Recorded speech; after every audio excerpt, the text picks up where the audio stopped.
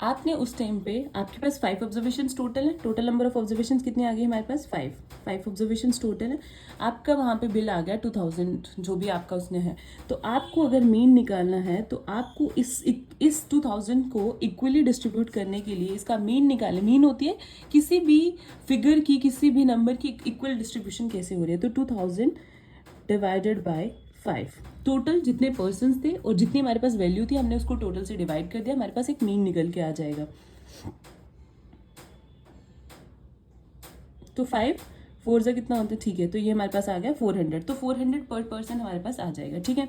अब हमने इसमें क्या किया, इसका सिंपल फॉर्मूला होता है sum of observation upon number of observation, total number of observation, आप कुछ भी बोल सकते हो, ठीक है। ओके, ये आपको यहाँ तक समझ आ गया होगा होपफुली। तो ये हमारे पास सिंपल ऐसे मीन निकलता है। अब उसके बाद आपको एक डेफिनेशन समझाती हूँ, उस डेफिनेशन में कैसे कैसे आपने नोटेशंस लिए हैं वो आपको एक बार बुक से पता चलेगा। देखो बुक क्या बोलती है, हमने बुक से इसके डेफिनेशन को समझना है बहुत अच्छे से। ओके देखो क्या बोल रहे हैं, अर्थमेटिक मीन, मीन को मैंने आपको बताया अर्थमेटिक मीन भी बोलते हैं।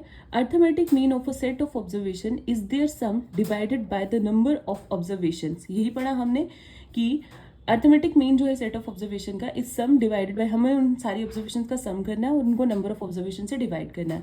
Example the arithmetic mean, arithmetic mean को हम किससे डिनोट करते हैं, that is X bar. Mean को ही हम लिख सकते हैं एक्स बार। ओके इसको एक्स बार पर हम पढ़ेंगे, which is equal to 1 upon N. What is N, N is a total number of observation and x1 plus x2 plus so on to xn, जितनी भी आपके पास नंबर ऑफ ऑब्जर्वेशन होंगी, हम अपनी नंबर ऑफ ऑब्जर्वेशन n मान के चल रहे हैं, which is equal to 1 upon N. Summation, this is summation. Summation means जब भी हमें स्टैटिस्टिक्स में सबमिट कर, मान लो हमारे पास ऑब्जर्वेशन हैं x1 प्लस x2 प्लस, इन जर्नल हम इसको ऐसे लिखेंगे। ओके और टोटल ऑब्जर्वेशन कितनी आ गई हमारे पास n, ये आ गया n।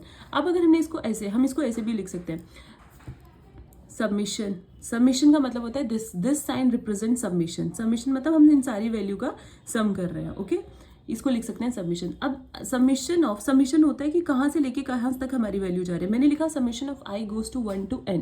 What does it mean, it means कि i कहाँ से कहाँ वेरी कर रहा है, 1 से लेके n तक। तो i मेरा 1 से लेके n तक जाएगा, बट कहाँ कौन ले रहा है i की वैल्यूज x, तो दैट इज x, ठीक है एक्स आई। तो इट मीन्स कि मैंने इसको कंबाइन करके लिख लिया, जो मैंने इनको इंडिविजुअल वैल्यूज लिखी थी वो मैंने इनको सबमिशन में कंबाइन करके लिख लिया, और इसी के नीचे क्या आ जाएगा, डिवाइडेड बाय एन। ये हमारे होता है मीन का फॉर्मूला। एक्स बार, इसको पढ़ेंगे हम X bar, which is equal to summation of all, sum of all observation divided by number of observation, which is equal to, हम इसको ऐसे भी लिख सकते हैं, this sign represent summation. Okay hopefully आपको यहाँ तक क्लियर हुआ होगा।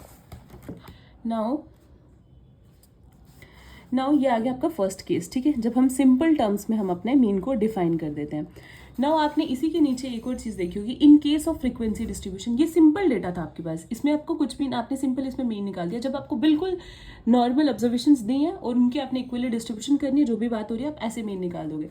बट एक और केस आता है, second case arise here, in case of frequency distribution X I F I